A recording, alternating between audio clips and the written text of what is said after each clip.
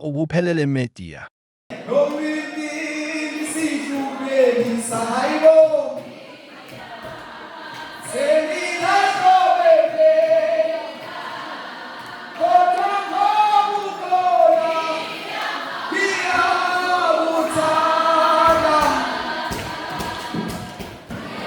Amen. Amen. Boss.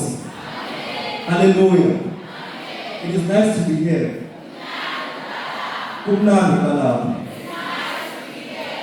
Ake ngithathelele ithuba bazalwane. Ngenkulu intobeko. Ngicela lesibambe kancane umsiko. Yazi ngisaba ukuthi ngime ngohlala ukho emsebenza nje. Ngizizwa ngathi nje ngidambithekile kakhulu. But ke bazalwane ngiyabingelela futhi amen egameni lenkosi. Mhlasimbe omi phambi kwenu umzalwane uAyanda Gumede ngokukhonza ngikhulele enkonzweni yamapostoli abayishumi nambili kuKristu. Ngase ngiphiwa lesihlalo sokuthi angibe ngumholi wezenkolo ngaphansi kwenyuvesi yaseZululand. Amen egameni lenkosi. Bazalwane ngicela ningivumele ngisho ukuthi kuyangithokozisa ukubona ukuthi egameni lenkosi yakwazi ukuhlangana ngokuhlukahlukana kwethu ngokwezenkolo. Amen. Uyangithokozisa kakhulu futhi ukuthi sithena masibona isabelo sisibiza ukuthi sibe phakathi kwale ndawo kwayilona iloyo wakhumbula inkosi yabiza ukuthi nayo futhi yayifisa ukuthi sihlangane ngalolu hlobo. Amen egameni lenkosi. Angithi umbhalo kaJohn 17 uyasho ukuthi ziningi izinkolo kodwa yinye inkosi. Amen. Ziningi izinkonzo futhi yinye inkolo. Amen egameni lenkosi. Ngoba sonke inhloso yethu ukuthi siphakamise uNkulunkulu ophilayo. Mhlasimbe ngicela ukuthi ningivumele ngibingelele umfundisi wethu namhlanje uPastor Sisipho Mthirara ozobe esiphathele uhlelo. Amen egameni lenkosi. Ngicela ningivumele futhi ukuthi ngibingelele iSRC okuyi-Student Representative Council ekhona ngaphakathi kwethu. Ake sibaphe nje ushayela omkhulu nehlombe elikhulu.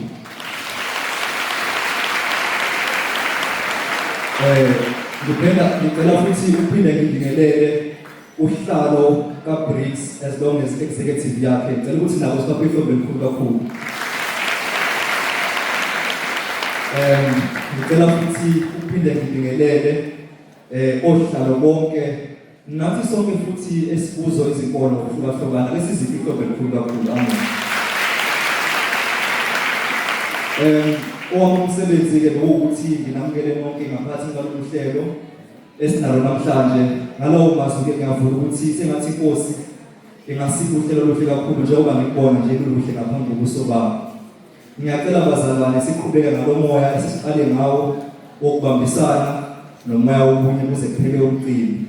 Mhlasimbe-ke uningi esiniphathele khona esithemba ukuthi nizokuthokozela futhi nonyaka usemude ngiyathemba ukuthi sizobambisana ngokukhulu ukushesha nangokukhulu futhi ukuthandana egameni lenkosi. Amen. Ngalawo mazwi-ke ngicela ukuthi ngabe ngisabamude kakhulu kodwa-ke ngidlulisele uhlelo umphathi wethu. Ngiyabonga ithuba. Amen. Hallelujah. Sanibona. Ngibingelele bazalwane. Mina igama lami uAwani owamkhezi Sibongo. Angiyena logala weSRC, uDeputy President weSRC. Ukuze wamlala ukuzokhuluma nje on behalf of the SRC. uPresident usazi indlela lokubana bayeza basendleleni bathela nje ukubambezeleka kancane.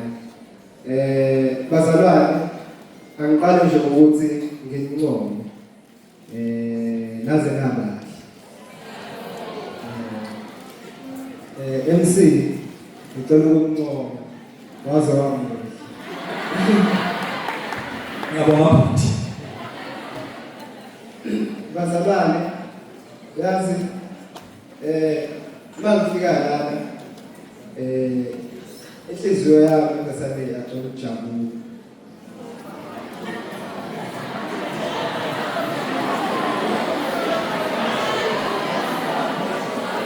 Lokhu ngafika la uBoy ngiyaqala ukubona into enhle kanje. Ukubona amabandla ahlukahlukene ehlangene ndawonye ezodumisa uNkulunkulu. Phinde ngeke kwenziwe siyabonga ngokusenza uhlelo oluhle kanje.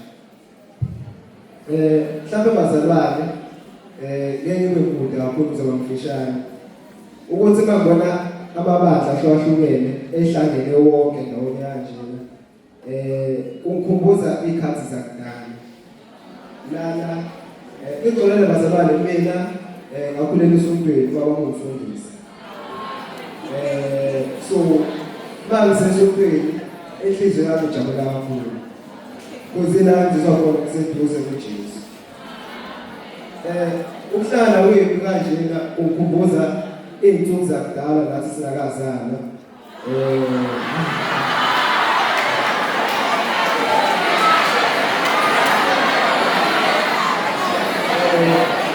Kala ningizwe bazalwane kwakunesikhathi la eNingizimu Afrika sibhekene nenkinga enkulu ekuthiwa i-apartheid.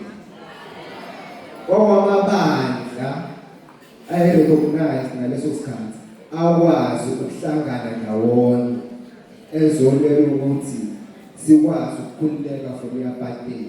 Mhlawumbe abantu abaningi abakwazi lokho. Mengithi nje nami ngishare leyo information encane enginayo ukuthi there was even a document eyakhiwe ngo-1985 icreator yisonto ilwisana ne-apartheid. Now ufika wami la on behalf of the SRC ngifuna ukuzokutshengisa i-key role amabandla nomisonto anayo la esikoleni sethu ukuthi ukuhlangana kwethu sonke kanje nasingamabandla ahlukahlukene kungaletha ushintsho olukhulu. Ngicela ukuthi singakuthathi kancane lokho before ngidlulisele ku-president uqeda ukungena njengamanje. Mhlawumbe bazalwane kunevesi engifisa ukunishiya ngoba ngishilo ngawumuntu vele wakhulela esontweni. Kunevesi elilodwa esasilifunda njalo esontweni nge-Sunday school bengifisa nje ukuthi ngishiye nayo leli vesi. Ivesi engizokufundela lona liqhamuka kuTitus 2:11 lithi, "For the grace of God has appeared that offers salvation to all men. It teaches us to say no to ungodliness and worldly passions, and to live self-controlled, upright, and godly lives in this present age." Sengivana bazalwane ngizocela ukwamukela upresident wethu usazi lena ezongamukela lonke kahle. Ngiyabonga. Amen bazalwane. Singibonani. Angizwa singibonani. Ngicela ukubingelela. Akhona abantu azabathi. Nkosi yethu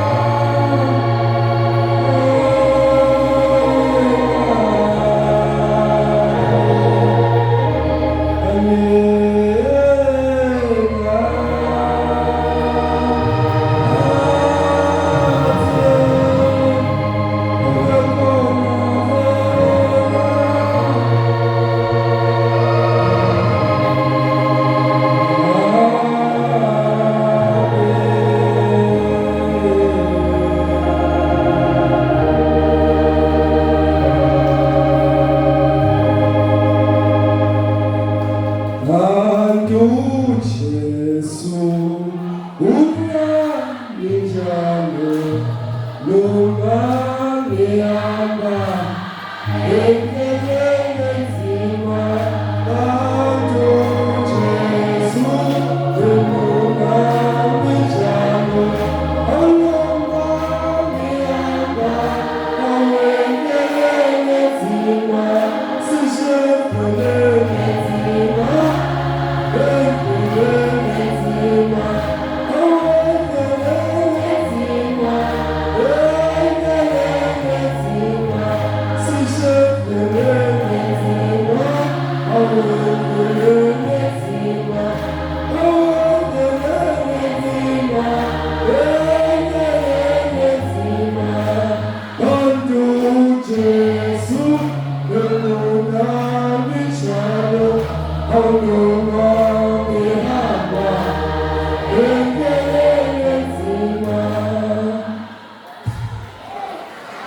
Ngiyabonga kakhulu bazalwane. Ngibonge ukuvuma ngendlela ehleleke kanjena. Lona umphambo kwenu-ke upresident waleli sushi le-SRC usazi indlela. Umkhulu ozalo umama wathi ukuconda casula zinqazephela. Abantu abaningi mhlawumbe bazoxakeka ukuthi yini indaba engigqalisa ngeyiqale kanjalo. Ngibonga nezingayiphiwa umkhulu ozalo umama ngisasemncane. Wathi ukushaya insizwa yokucasha phansi kwabantu abafana. Angizokuba kude kakhulu ngicela ukuthatha nje ithuba ngibingelele abafundisi abakhona endlini umkhandlu wethu SRC ngibonge Deputy President uCobet Award no-Religious Council Officer uGumede Mfokaqwabe. Sibonge mfowethu umcimbi ofana nalowo. Siqale nje mhlawumbe ngokuphinde sixolise ku-opening prayer sabanayo. Senze ukuthi kube nesimo esikhulu esasivele emabandleni ukuthi asikaze sise-include ngendlela efanele. Siyaxolisa kakhulu nje ngomkhandlu abafundi. Yingakho sasathatha isinqumo sokuthi uma uGumede efika ne-proposal yokuthi kube nesiguqo esifana nalesi simvumele futhi simsupporte kukona konke ngoba sinenkolelo yokuthi umthandazo awusiwona owethu sonke kodwa ungowethu sonke. So uma ngabe senze into kanjena kumele siba-include abanye abantu. Futhi siyayijabulela kakhulu-ke into efana naleyo. Kunento engihlezi ngisho abangama-student leaders bazongifakazela. I-University of Zululand ayifani nama institution. I-University of Zululand ayifani no-Wits, ayifani no-Fort Hare, ayifani nama-university amaningi. Thina siqhamuka from amakhaya ngempela, kwaMhlabeni yaNingalo, kwaNongoma, umuntu Mahlabathini, oThongolo. So automatically ley'nkinga zethu reflect amakhaya esiqhamuka kuwo. Iy'nkinga zakule institution azifani ney'nkinga zasemadolobheni. Thina shinde ngixabene emakhaya. Kodwa ngoNkulunkulu emkhulu sahamba sasafika la. So kuyangiphoqa ukuthi uma sesihlangene bezingivezi bese siphinda sibele uNkulunkulu sithi Jehova usilile kwaze kwaba la. Siyabonga Msengwane.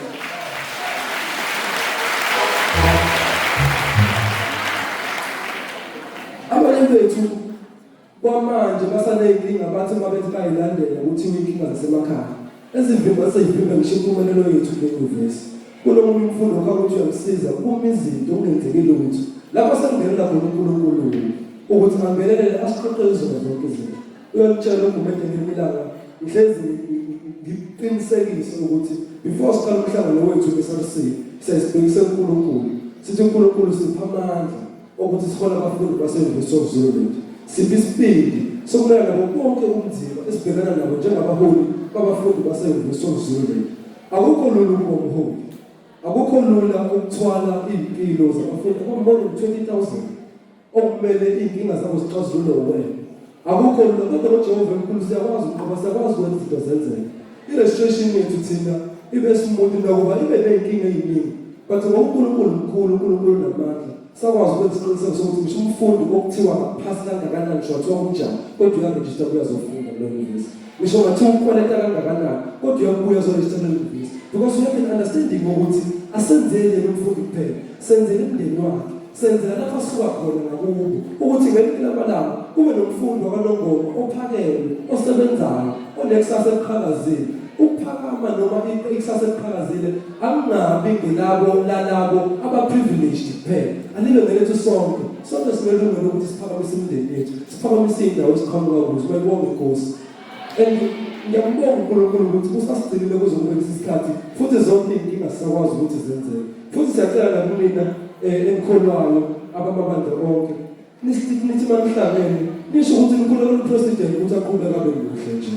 aqhubeke enze umsebenzi wakhe, aqhubeke abe nesibindi, ame kuzona zonke iy'nkinga ey'khona zakwa-Facebook zakuphinda kukhona upresident ame ukuze nabafundi bazoqhubeka basizakala.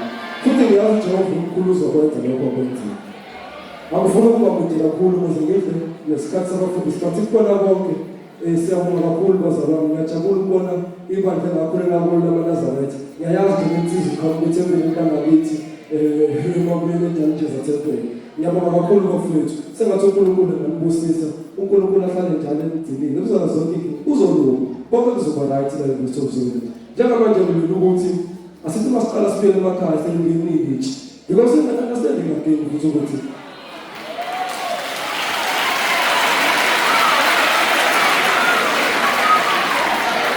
because njengoba ngisho ukuthi le-investment zone ayifana ne-institution. Le mali lena kumele sibuye siyokwenza ngayo khokho emakhaya. Kumele sibuye siyojabulisa ibandla emakhaya. So ayingene before sesibuyele emakhaya.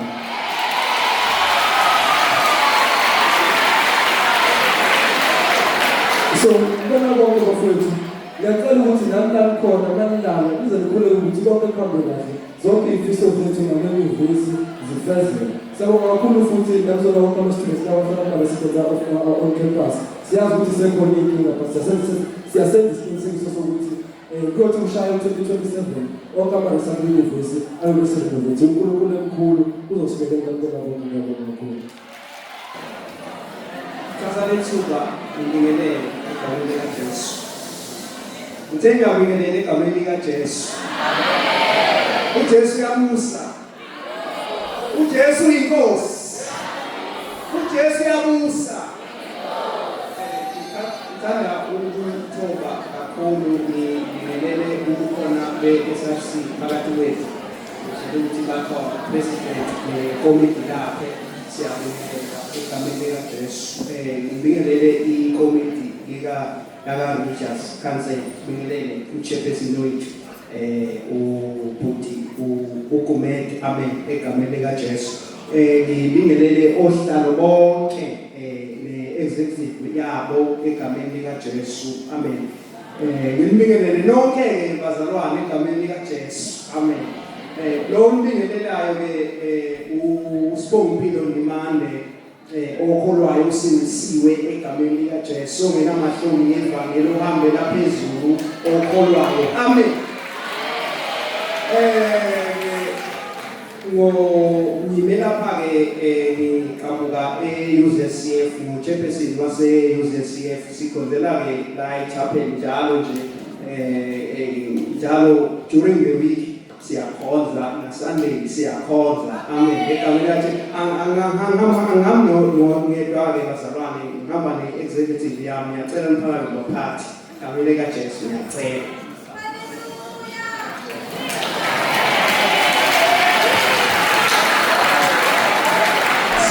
Siyabonga kakhulu, siyabonga ithuba, amen. Ngiyabingelela egameni lethu Jesu Kristu, amen. Igama lami ngiBalesemba kwaZungu, ngi-chairperson waka-ANSO, Anglican Society. Esontweni lami sijwayele ukuthi uKristu inkosi, abantu bethu uyamuthi. uKristu inkosi bazalwane.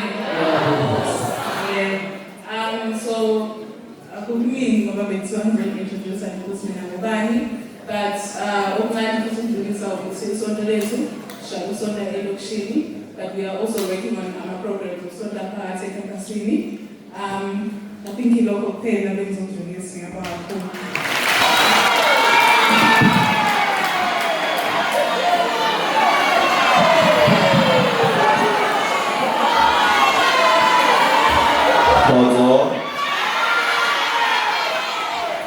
Erin ayat ke hoto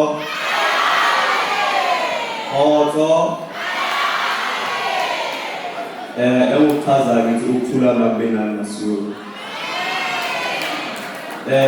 lo mephambi kwenu uMakagula Sandi la ngime phambi kwenu ngegama laseSiyoni entabeni eseMoriya.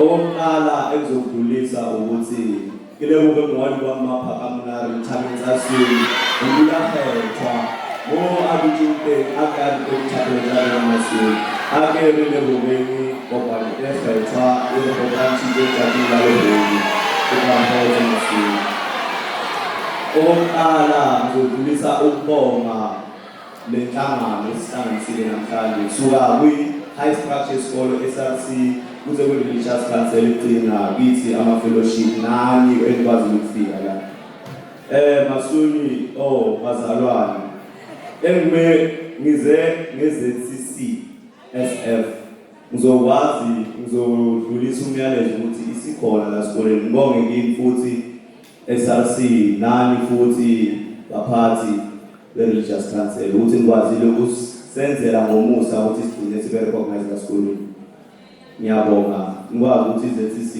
nonke engizazi ukuthi Masiyoni bantwana bakhanyana engalazi igama kaZulu ngiyabonga anginawo amaningi amen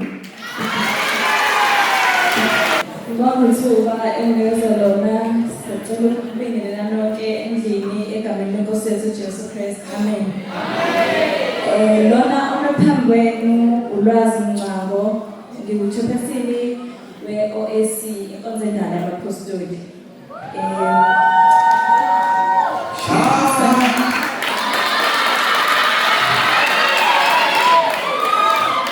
sicela ukusho ukuthi inkonzo ikhona la esikoleni ngaso sonke isikhathi ama-poster akhona nathi ungaxhumana nathi satholakala ngaso sonke isikhathi Monday to Sunday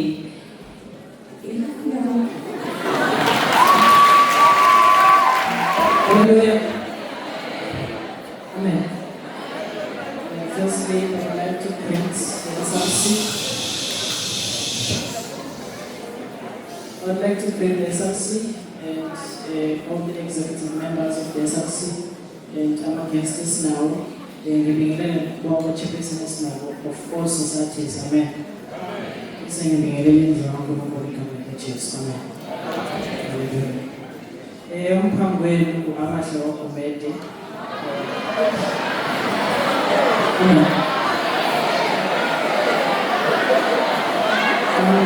I'm standing here as a representative of the society called Campus Impact, which was established by the year 2000 by the founder of the Covenant Fellowship Church International, which is Dr. Apostle Enslong. Amen. So I'm serving as the chairperson of the society and also as the project manager of the religious council. Amen. So every Sunday, siyakhonza sikhawini kuyafika ibus on campus that is to collect our students, and then we go to church, and then we offer our services njalo ntambama uma ukuthi it happened that you didn't go with us section. Amen. So njibasi yasithatha every Sunday la saskopa onke ama student. Amen. Thank you. Amen. Hallelujah. Igama lami ngiSiphiwo Mthulu. Ngithanda ukubingelela uPaul from the SRC and also our pastors on the committee of the religious council and also to all the societies who have come to avail themselves in this great time. So Evan mentioned my name. I'm coming from the Deeper Life Campus Fellowship. So we have our church activities on NE24 on Sundays by 9 a.m. So I thank you so much. Amen.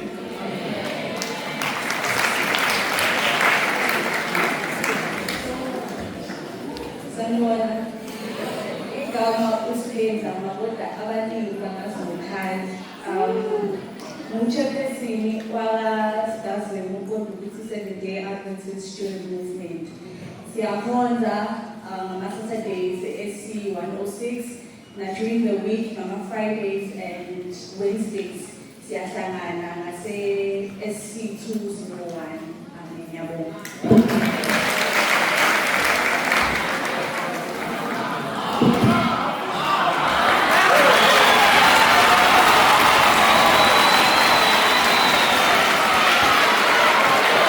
Hey, uyakhetha lesicala. Sicela ukhetha kangaka.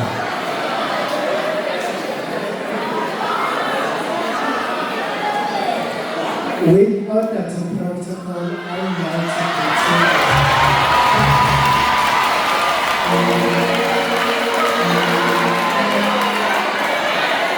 please allow me to say I would like to greet our program director,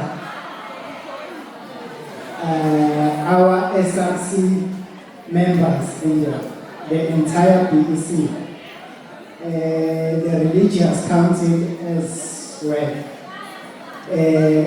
our distinguished guest.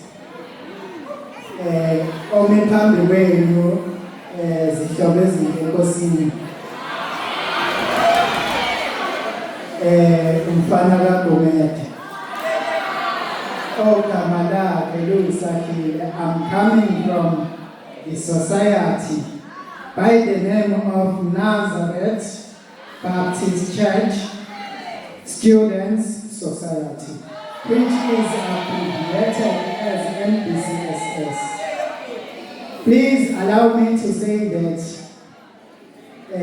we have church services izinkonzo njalo ngamasabatha laphana embonweni Thembele uma ngabe ufuna isikala ngasemhlangeni. And also we usually conduct our church services during the week at LT 9. Sivamise ukuba khona ngoLwesithathu nangoLwesihlanu at 18 hours or 6 ntambama. Cha, ngiyabonga ithuba. Angihambi ngebanga, ngihamba ne-BEC Branch Executive Committee. Ngiyawucela nje ukuthi ivele mangabe ikhona. Branch Executive Committee our NBCSS.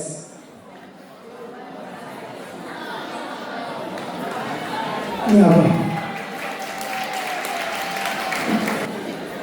Sanibona, ngithanda ukubingelela lokhona ngaphansi kwethu ngokuhlukahluka iphinde ngibingelele umphathi wohlelo. Bengithi kade esibingelela ngowamabandla nathi uzoke nje athi hile bandla hela makhatholi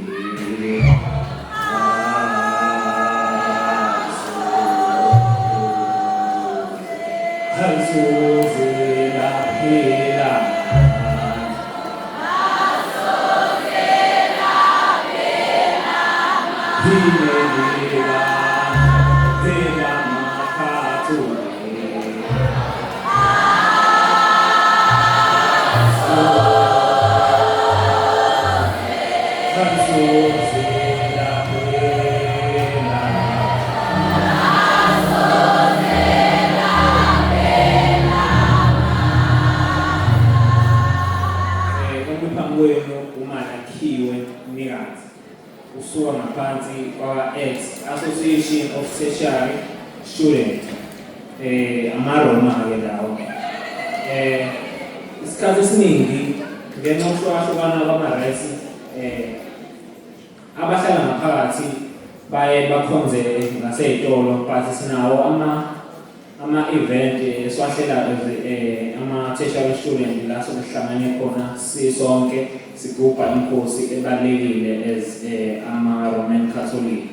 Ngibonge ithuba.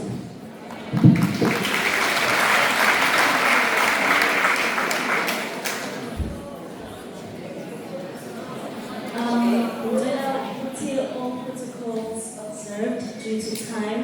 Igama lami uSimphiwe Kwalahadebe. I am the chairperson of the Methodist Student Society, abbreviated as UMETSOC. Masibingelelana nithina eWeseli sike sithi to bring about change. Let us show ourselves to bring about change. Siyabonga, siyatholakala on Thursdays at 4 a.m. 8. Then on Sundays sike sibe eLokishini Yeah, ngiyabonga.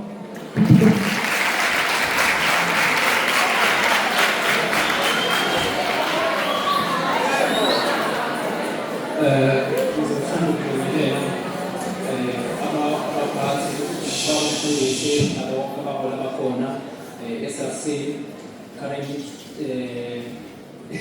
president bonke executive esinayo ngibingelela abazalwane endlini okhonza ngibingelele noma ngibingelele esinayo ngaphakathi lo phambi kwenu ngokwegama uSiphesihle wakamnyeni serve as chairperson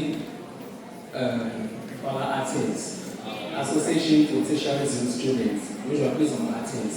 No, ATES uyatholakala noma ukhonza njalo ngama-Wednesdays NE107 ngo-6 ntambama kuya ku-8. Ukhonze njalo ngama-Sundays khona NE107 ngo-9 ekuseni kuya ku-12. Ngibonge ithuba.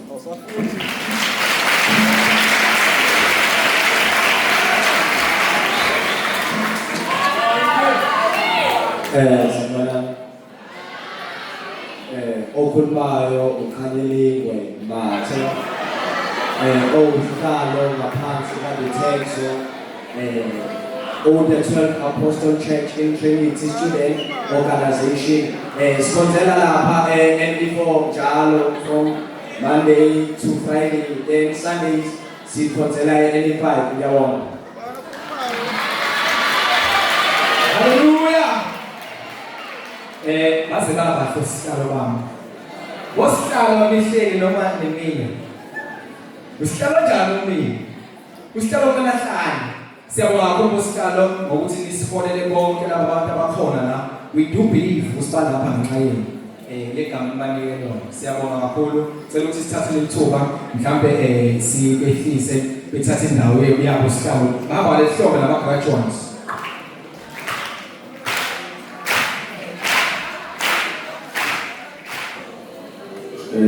Amen bazalwane. Sanibona. Njani? Umlando walapha. Ngiyabona kakhulu MC.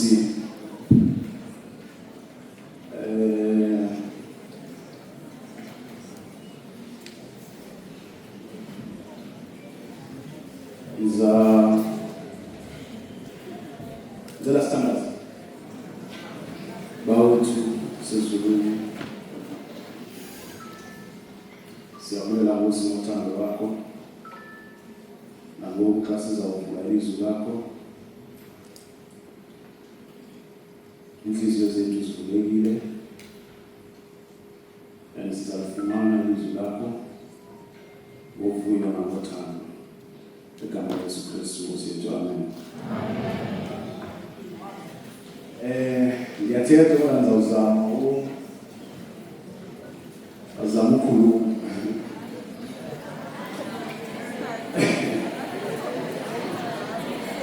ngithethe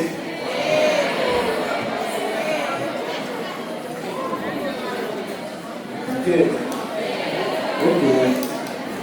So Zaltibanis English I'll try to mix because I think I'll be faster. Bafuna nje ivesi eyi-1, ivesi eyi-1, umyalezo uyi-1. Incwadi uYohane, that's the book of John, chapter 13, verse 35. NgeSizulu, or ngeSizulu, sorry. Ngalokho bonke bayakwazi ukuthi ningabafundi bami uma nithandana.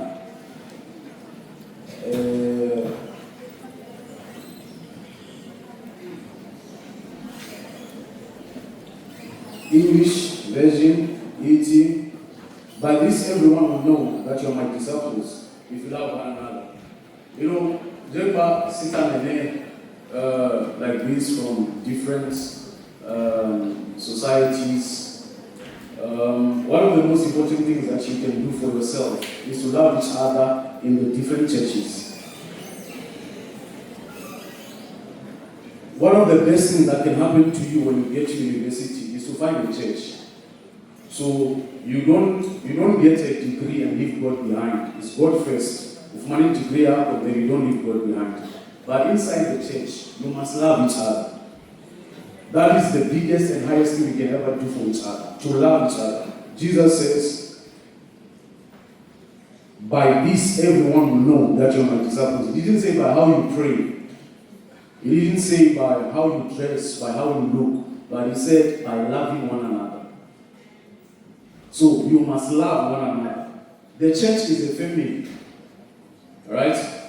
A church is a family. So inside the church, just like any other family, there will be times where they have this son. You know, sometimes when people come to church, they expect that, you know, there will be no arguments, you will not fight. No, there can be disagreements in church.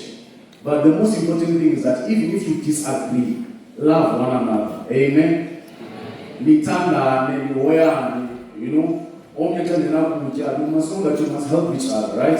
So the biggest thing that can ever happen to you is that treat the church as a community. So once you found people, your brothers and sisters in church, let them become your community. And then inside the community, love each other. Be patient with each other.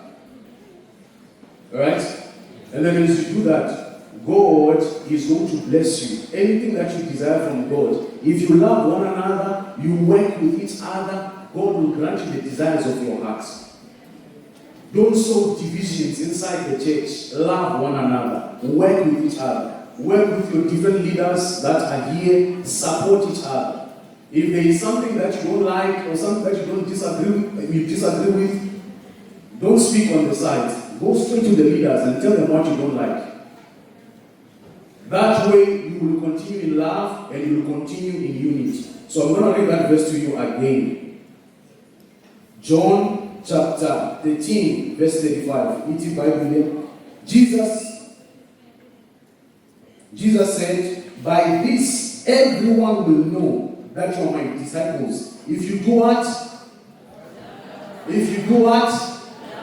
Love one another. The church must be a place of love. A place of love. Did you get that?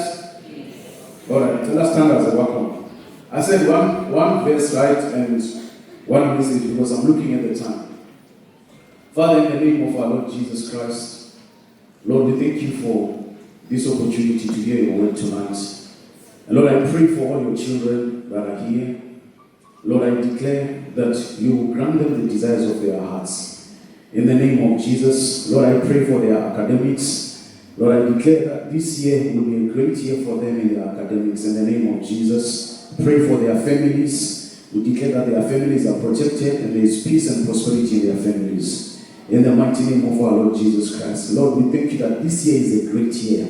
In the mighty name of Jesus, everything they desire, they will have it in your name. In Jesus' name, amen. Thank you.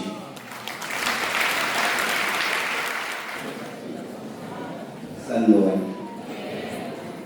Mujahidi. Nyamunyaphila naze ndabasi.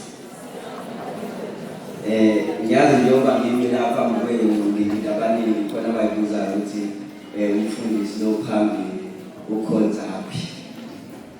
Nizothi nisaqhakela nje ninjalo ngimphoxe ngesabelelo ngesonto. Manaza wenza ningadidwa impahla. Yeah.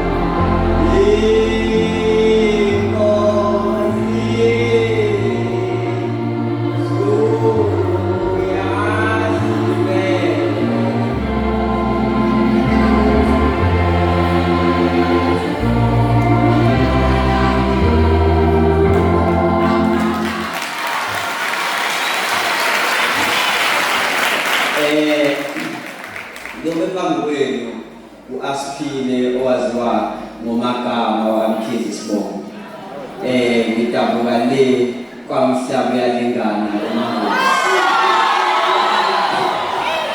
Ngiqhamuka ethempelini ekuthiwa iGumani Temple ngaphansi kwamkhokheli uGumani ngishukani. Ngaphansi kwethempeli enkulu ekuthiwa iMzimkhulu Temple. Ngoba sengibonile namanazareka sengiphazamisa into engizoyisho la akusameshi manje. I have to be professional.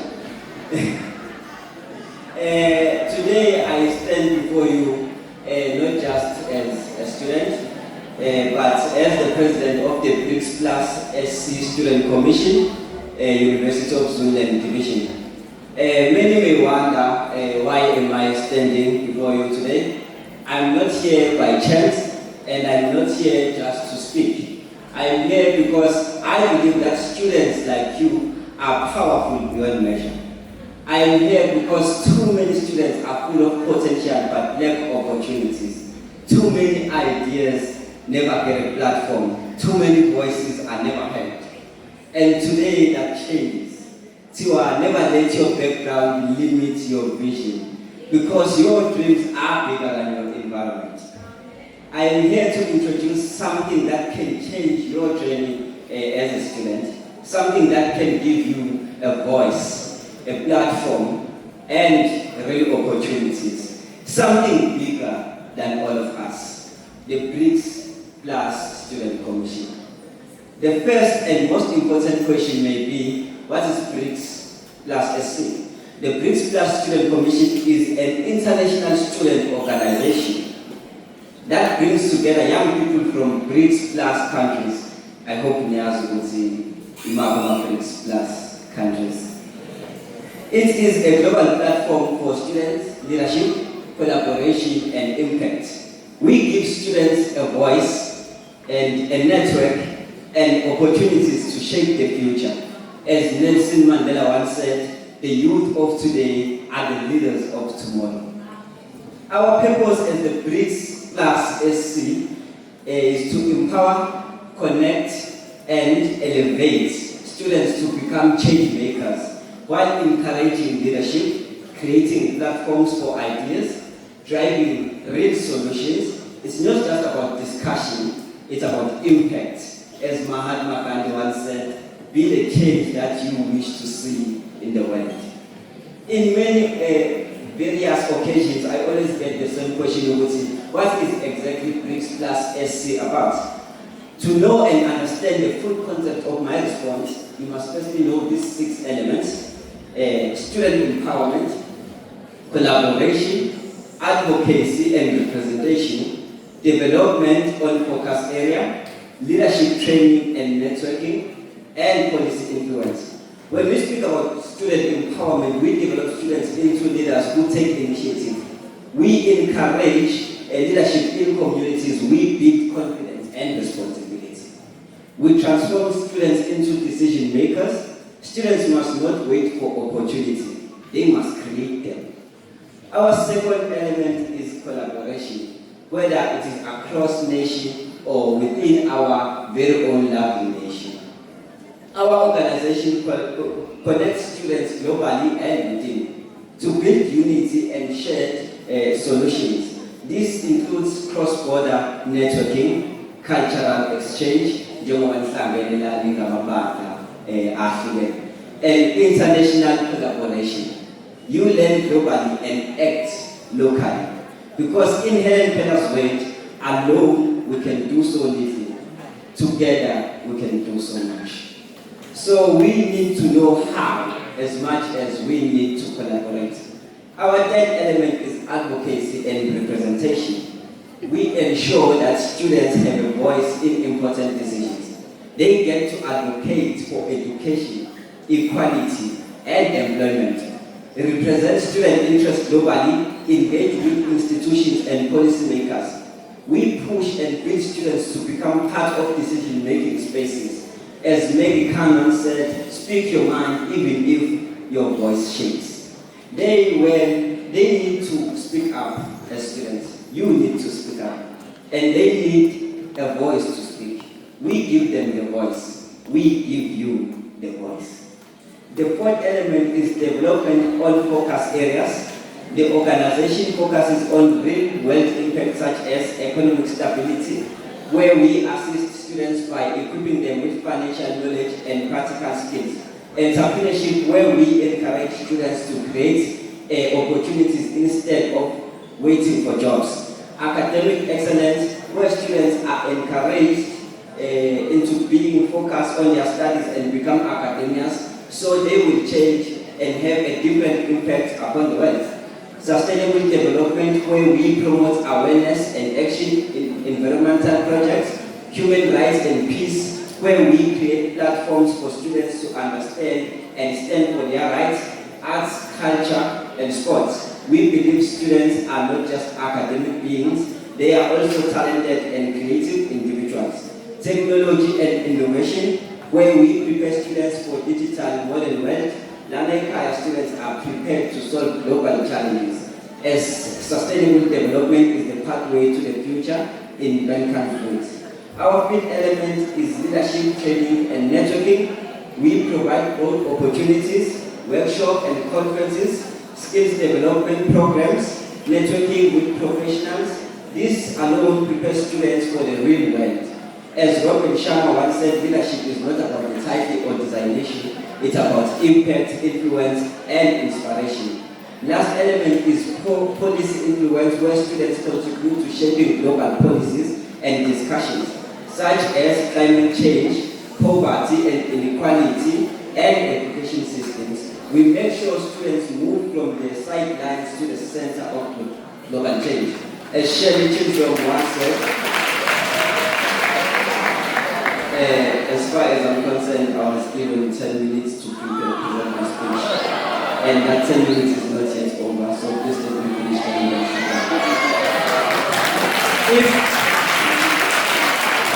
our vision as the BRICS SC is to be leading student giving platform, promoting collaboration, innovation, and development. Because the best way to predict the future is to create it.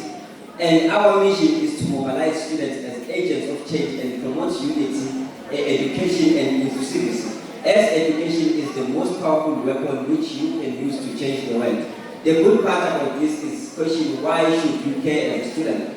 Well, you should care because BRICS SC gives you global exposure, networks, leadership experience, and growth opportunities. This organization positions you for you to be a great person in the future. The BRICS Student SC isn't just an organization. It is a movement of young leaders shaping the future. A wise man once said, we are the change we've been waiting for. So my fellow students, let us be the change that we've been waiting for. Thank you. Ukuphelele media.